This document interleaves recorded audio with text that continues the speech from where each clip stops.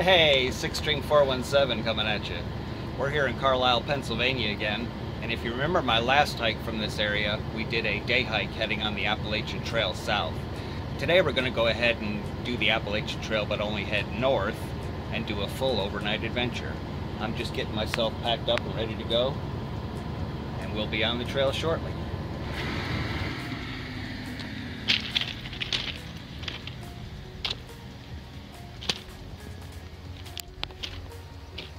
Here we are back on the railroad tracks in between our two yards, leaving civilization, thank goodness.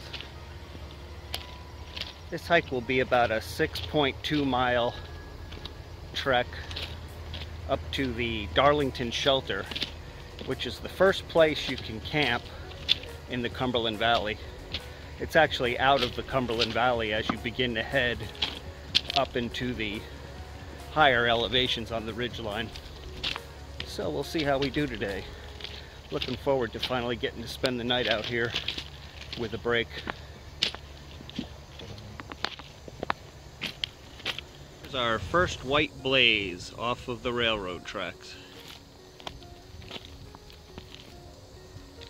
Back down there is where I came from in the yard. And we shall begin.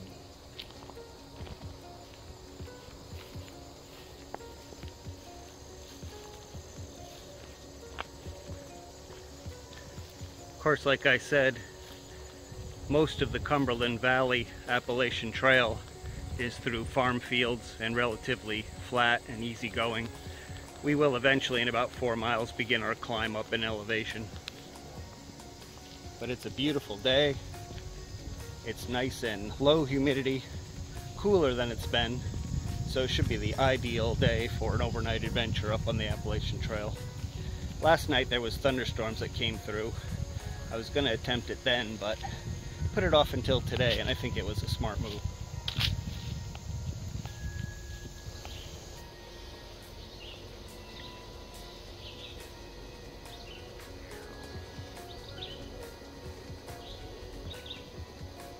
Here's the Appalachian Trail bridge that goes over Highway 11. I don't know how many times I've driven under this with the big truck.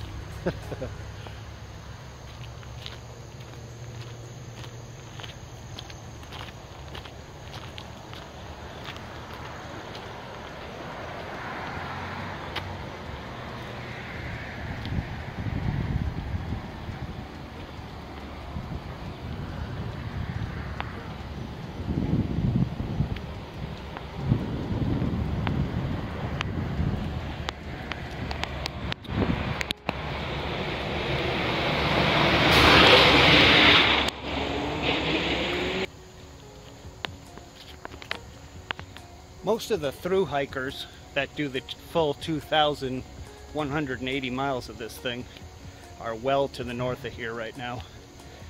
They've got to try to make it to Maine, up to the top of Mount Katahdin, before the season closes. I'm not sure exactly when it closes. I think it may be October 15th. So the bulk of them, or else all of them who are planning on making it, are well past this point now. This hovers around the halfway point at about 1,100 miles from Georgia. So the crew I saw about a month and a half ago, I'm sure they're well up into the New England area at this point. So I don't suspect I'm going to find anybody out here unless there happens to be a day hiker or somebody out, but it is the middle of the week and it's right before a big holiday, so probably hitting it just right to be in my solitude, because imagine there may be quite a bit of people out here hiking on the Labor Day weekend coming up.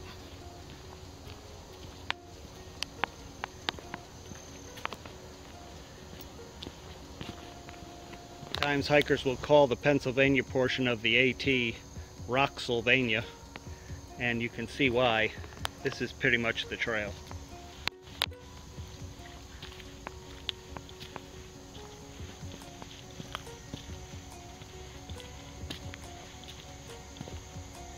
Got to be real careful you don't turn an ankle or you're stuck.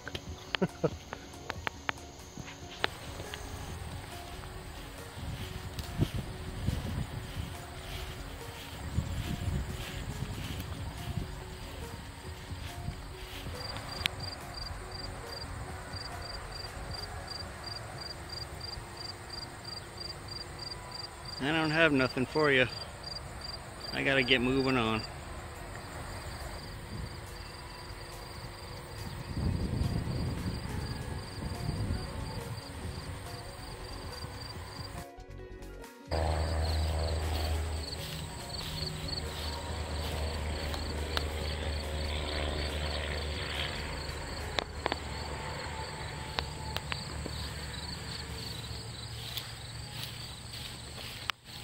Next to a cornfield. The corn's as high as an elephant's eye. Or so they say.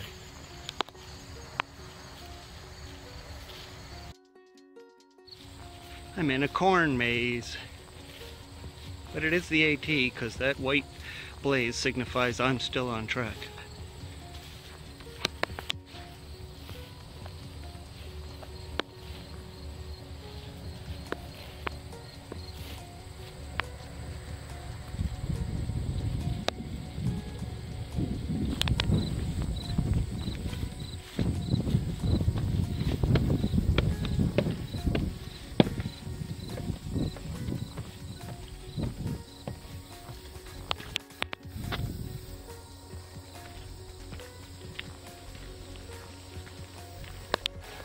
More farm fields. However, if you look up here, that ridge over there is where we're headed.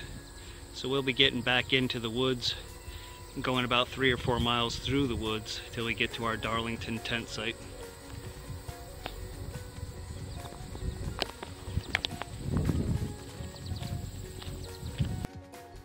Pretty river down here. I'm not sure which one it is.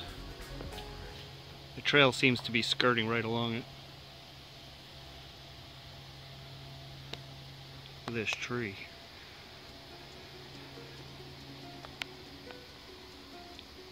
Woo, it's a big sized tree.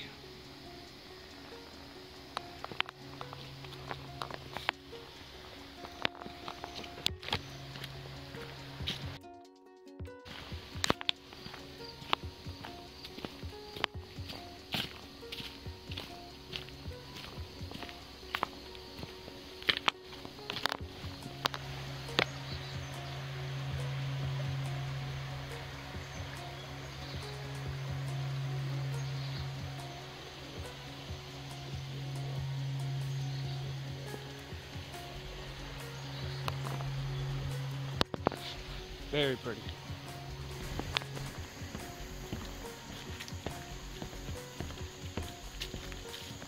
I've heard about this bridge on the trail description. It's probably about a 1/4 mile long, and it goes over what I imagine is kind of a marshy area. But the AT volunteers sure do a great job keeping the trail clear of deadfall and providing good access to us who want to hike it, whether we're going over lakes, rivers, streams, highways, or over just a marshy spot like this.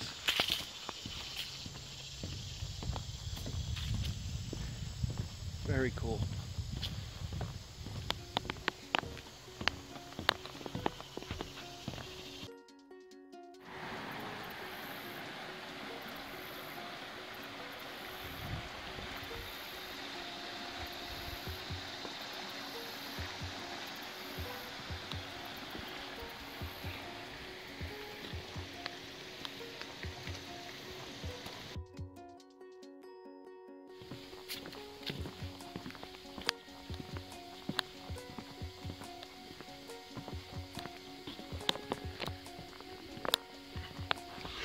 Now, so far I've met 2 hikers coming southbound and 1 girl jogging or running southbound.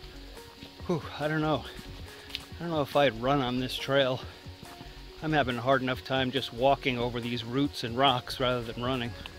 I'd turn an ankle for sure.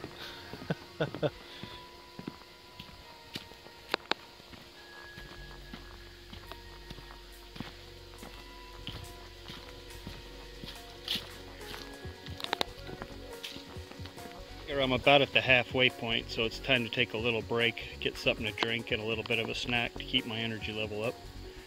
I'll take a break by this little stream right here. Whew.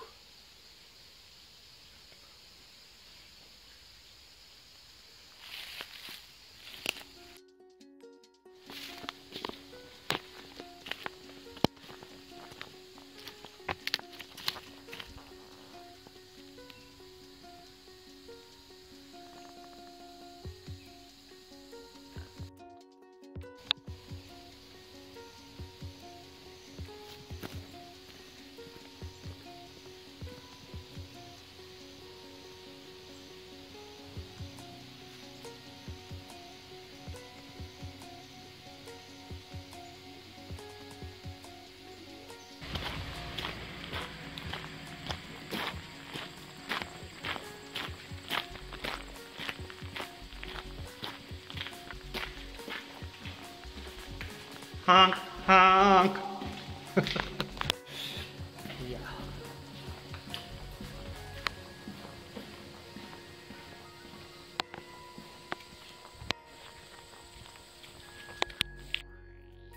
You hear that? Nothing. We're now finally up in the deep woods up on that ridge.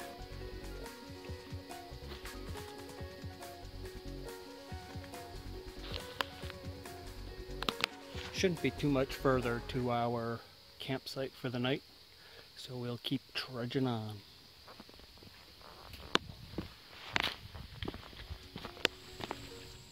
The first view from the trail.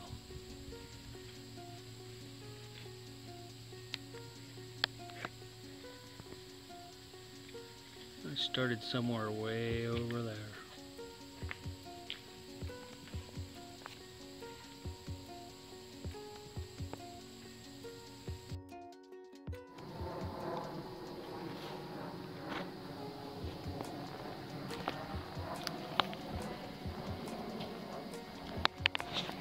Should be just about to our shelter for the night.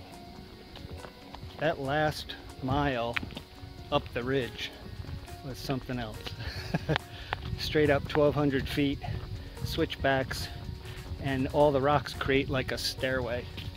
So it was like climbing stairs for 1,200 feet. A lot of fun with almost 30 pounds on your back. That's what backpacking's all about.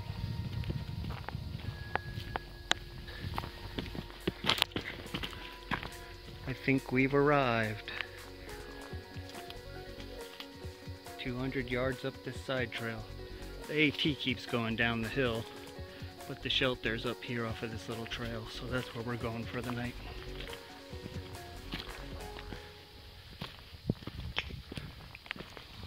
It'll feel good to take this pack off and set up the tent, gather some firewood, and think about cooking some dinner.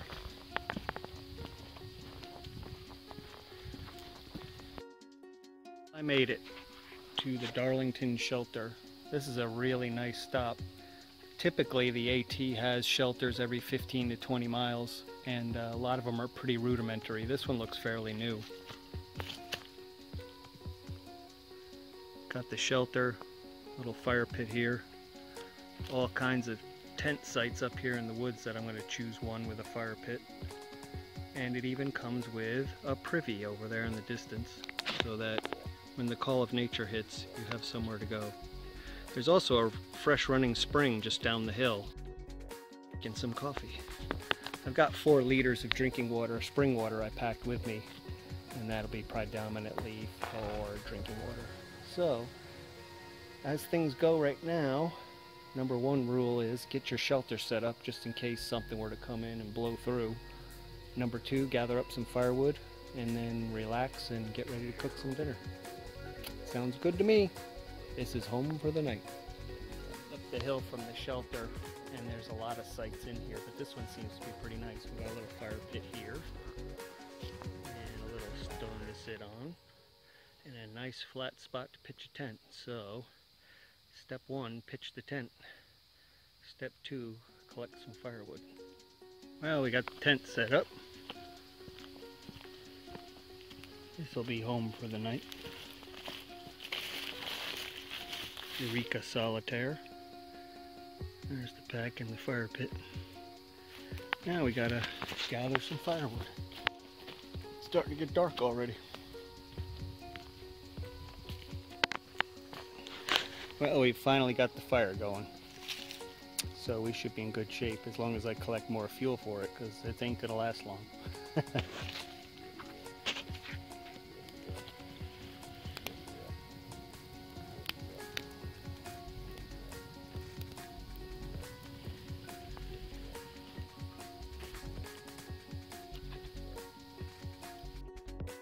Show you my do-it-yourself camp stove and cook set.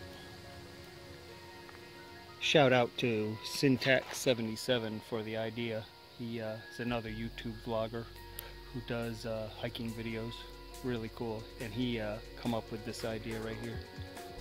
What you do is take a Fancy Feast cat food can, clean it out, punch a bunch of holes around the edges. Then you take a chock full of nuts coffee can, and what's neat about these coffee cans is each segment represents a measurement of water. The first line is a cup, each line after that is a half a cup. So if you got your Mountain House meal and you want to figure out 2 cups, just put it right there and boil up your water. I also cut the top with one of those self-rounding can openers so that it doesn't have any sharp edges. The lid is from a 28-ounce can of tomatoes with a little pull knob I got for it. And that sits right on top. That'll help keep the water boiling better. And the fuel I use is yellow bottle heat. I believe it's just an isopropyl alcohol. The red one has a lot of extras in it, so you don't want to burn that one, but this one burns nice and clean to cook with. And then I've got a piece of heavy-duty aluminum foil as a windscreen. I'll get the whole thing fired up and get some water on to boil for dinner and show you how it works. We've got our alcohol in the stove and our water in the pot, and we'll light her up.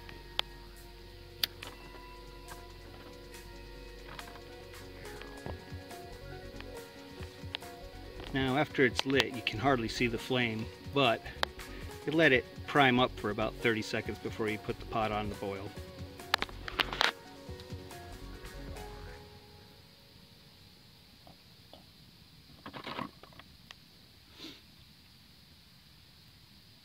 It's probably close enough. We'll put our pot on here. Put our lid on. And I don't know if you can see this or not, but this would be almost acting just like a gas stove. You'll see the blue flames coming out of them holes, heating up the water. Pretty inexpensive and easy to do. It'll boil the water in about 5 to 6 minutes.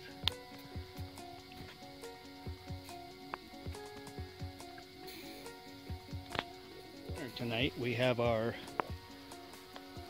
super meal and some Cafe Bustelo coffee. I hear the water is sizzling, fixing to boil here in just a minute. Here watching Hiker TV.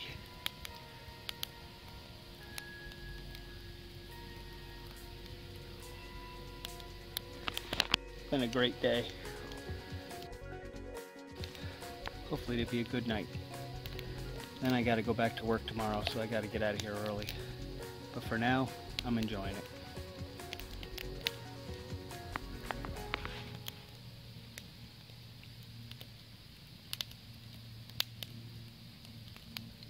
Always a good idea to go a good ways from your camp with anything that smells, including food, toothpaste, hygiene products, and tie them up high in a tree. That way you're bear bag protected and it's away from camp in case they desperately want to get up in there and get it. They can get it and not hopefully mess with you. So what I did is I strung up a bear bag. I put everything double bagged up in there, ran a line down to this tree, and hopefully in the morning it'll be there so I can have my breakfast and my coffee. Anyway, let's get back to camp. It's starting to get dark.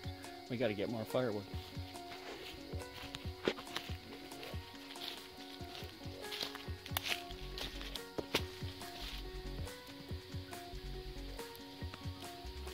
Well, gonna let the fire die down and hit the hay because I got to get up early, get back down off of this mountain, and go back to work. It was a great day and a good night so far.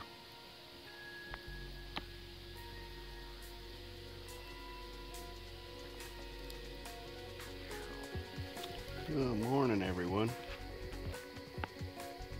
It's early. First light's just around the corner. But we slept good in the old Ozark Eureka Solitaire. And our Slumberjack 20-degree latitude bag kept us good and warm, even though it only got down to about 50 degrees or so. So, come first light, we're going to grab that bear bag, get our oatmeal and our coffee started, and get moving. See you in a minute.